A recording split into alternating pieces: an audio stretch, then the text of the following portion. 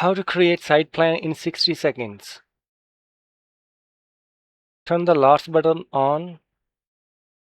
The parcel is selected.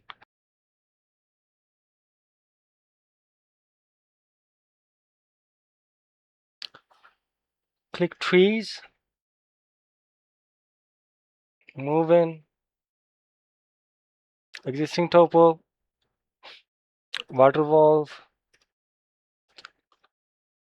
Place. Click fence. Draw.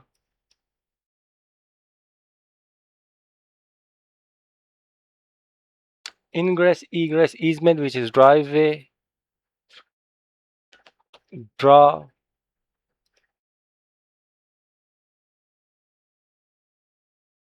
Move.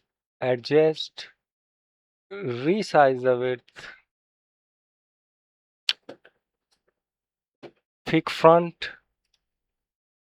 Generate setbacks. Pick front. Generate ROW, which is right of way. Structures.